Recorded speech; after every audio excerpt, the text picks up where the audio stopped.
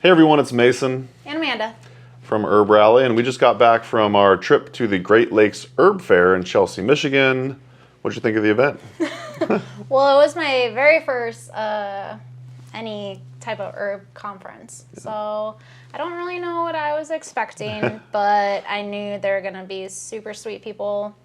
Yeah. A very calm atmosphere compared to like other fairs. Yeah. Like everyone was very giving. Yeah. Like I think when we showed up right away, people started bringing stuff from their booth to us, like bandanas and drinks and stuff like that. So it was felt very welcoming. Lots of hugs.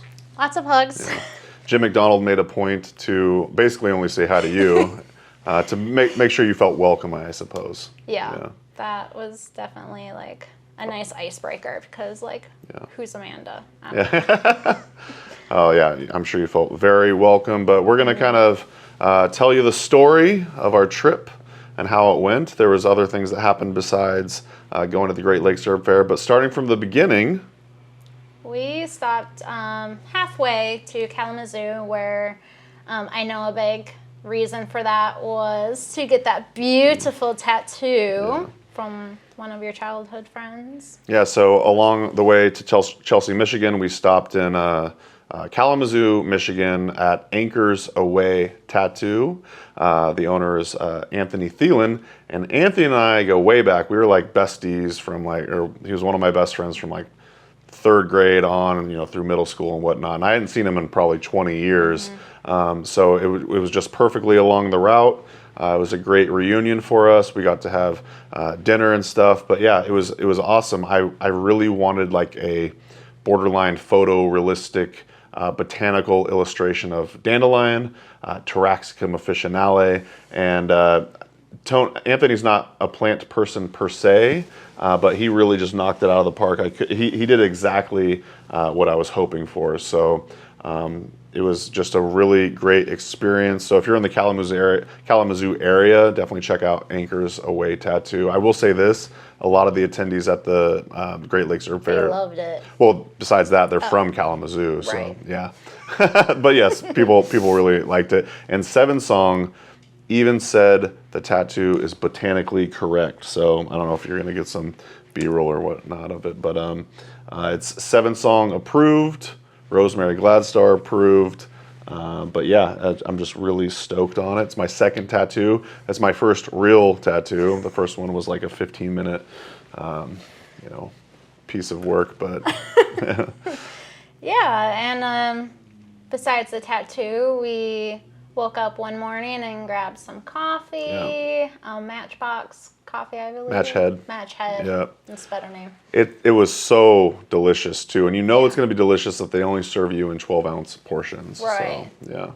They're the experts. Yeah. So we got some coffee. They had I think they called it the Mall Street, where it was just a nice footpath between downtown with a bunch of shops and art things and markets, and it kind of reminded me a little bit of Eugene. Totally. Like I had the twinkle lights and all that darling stuff. So we got some food at the grocery market. We stayed in this I guess it's like a high-rise apartment building and right downtown Kalamazoo, which was actually nice because it was only a 2-minute walk to the tattoo shop, which we didn't even realize that was the case. But it was just we got it on a massive sale on Airbnb. I think it was originally like $200-something a night, but we got it for like $97 a night. It was a super cheap stay there. But yeah, it had beautiful views of downtown Kalamazoo, and just a really fun spot to hang out for a couple nights before our trek to yet another camping trip for us at the Great Lakes Herb Faire. So after a couple nights there, we woke up in the morning and we just had a nice smooth sailing morning trip what happened that morning? What happened? Someone was a little sleepy. Yeah. And decided to put I don't even know what you call them. Those. So it was like hot burner. Yeah, it's like a tea kettle that comes on it's got its own little heating unit. So you're only supposed to be heating it on it. And I wish we had footage of it, but it smelled so bad. Basically what happened was I took that tea kettle to warm up some water, and apparently it had a plastic bottom, but I put it on the stovetop and then I turn it on high, and next thing you know, Amanda's like, "Holy shit! It's burning!" We're like, "What the fuck?" Yeah, there's smoke billowing everywhere, plastic melting all over the oven, the stovetop, and it was pretty terrifying, being on the 13th floor with a potential fire. I start trying to clean it up with a paper towel, which was really stupid, and then it caused even more of a fire, and smoke is just billowing out into the hallway, and Sleepy Mason is not allowed to make coffee anymore, at least at Airbnbs, but it was quite the morning. We woke up early to, get a head start on the day, and that definitely set us back. Yeah. But it was a bit chaotic, and we still managed to get out there without any, too much destruction, and made it to the fair. So all was good. Yeah, it's all good. Life goes on. We cleaned it up perfectly, and then we made our way to the Great Lakes Herb Faire. I went back, I want to say, in 2017. It was really great to be back at an herb conference. I hadn't been to an herb conference since 2019 at least, so it was great to be back and hang out with the community. And now that we live here in Appleton, Wisconsin, we kind of are looking at that as our local herb event. Yeah, it was only let's just round up to 6-hour drive. So it's not too far of a trek. Yeah, so we were sponsors of the event this year, and that allowed us to have a booth, and that was really nice. It was kind of a minimal booth. We were selling some shirts, and Amanda made some flyers. But other than that, it was just really nice to talk to a lot of the people at the herb conference. That's kind of what I really wanted, was just a place to post up and have a location that we could kind of talk to people. And some people even knew who HerbRally was, so that was pretty neat. Oh my gosh, to experience. Terry. Mm-hmm. She was one gal, we're walking through the campsite, and she's like, "Mason, I know you." Kind of made all our days. She was like a diehard, listening to every podcast. Yeah.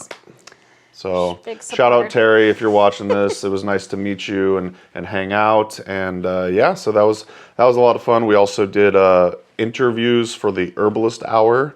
Our first one we did was with 7 Song, Betsy Miller, and Jim McDonald. Oh no! So here we go. It's like a bad team. They're getting double teamed by them. They teamed up on this. Yeah. Can you really call yourself an herbalist if you don't like dark chocolate?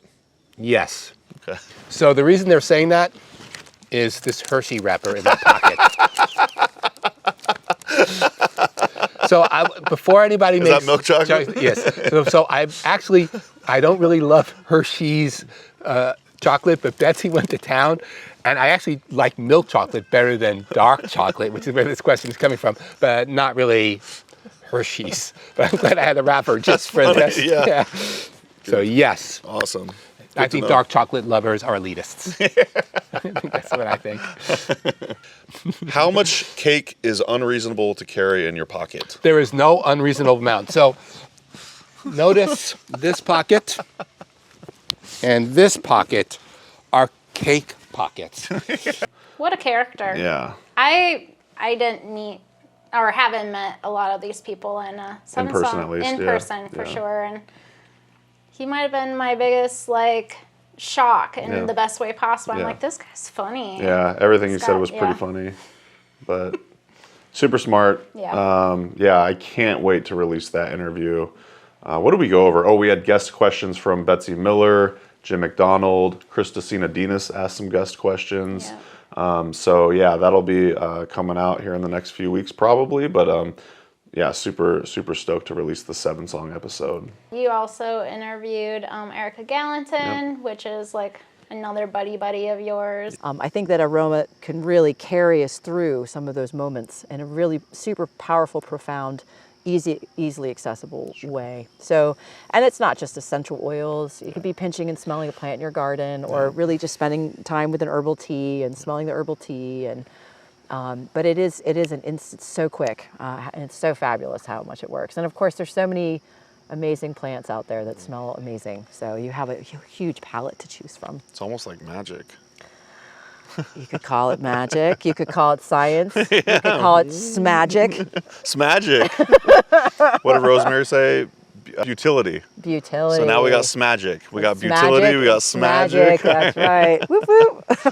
Love it. All right, so that was 15 minutes ago. Thanks, by the way, for doing this interview right after a class. Yeah, no, it's a great time to catch me. I ended off on the air element, but I really got into the fire element. I was telling them all about fire, how fire is so important. Everyone should be all about fire, and of course, I was just kidding because that's just me. Are you a fiery type person? No, not at all. No. She was super fiery. Yeah. Well, she had the red hair. Yeah, that was a hoot. Yeah. Like it was a nice balance of like serious and also Two friends chatting. Yeah. For all the interviews, really. I was really proud of you. Thank you. Yeah, we did 3 interviews that day. That was actually the most interviews I'd ever done in one day. Previous to that, it was 2 interviews in a day. But one thing I'll say is before the show, Erica likes to drop some swear words on occasion, and we were joking that we were going to compete and see who could swear the most. But we kept it fairly tame, actually, during the interview. I think only a couple F-bombs were dropped. But I'm also really excited to release that episode because Erica, she's just so knowledgeable, super funny. I really love how she's able to weave the science with some of the more, I don't know. Spiritual aspects, I suppose. But she's a legit clinical herbalist. If you haven't met Erica yet, I'm excited to release this interview, and you guys are going to love it. Yeah. Yeah, so. And then the OG. Yeah. We also interviewed Rosemary Gladstar, which was just an absolute honor. And I'm just kind of curious if you can kind of speak on competition versus cooperation in the herbal community.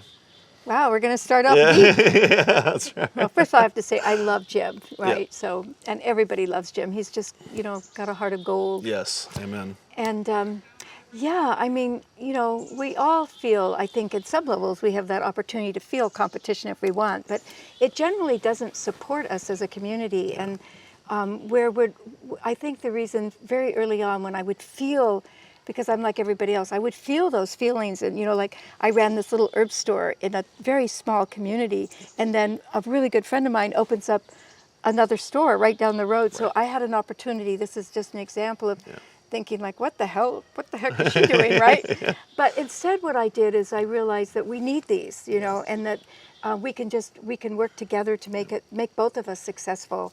And I've tried to carry that through my whole life. First of all, recognizing when I have those feelings, not pretending like I don't, but also recognizing that that there is room, and that there is room for everything, and that when we work in the spirit of cooperation, it just means more of what's better. I think that's the key. I've wanted to interview Rosemary for some time now, but I really wanted to kind of hone the interviewing skills before we had her on the show, so it was perfect timing.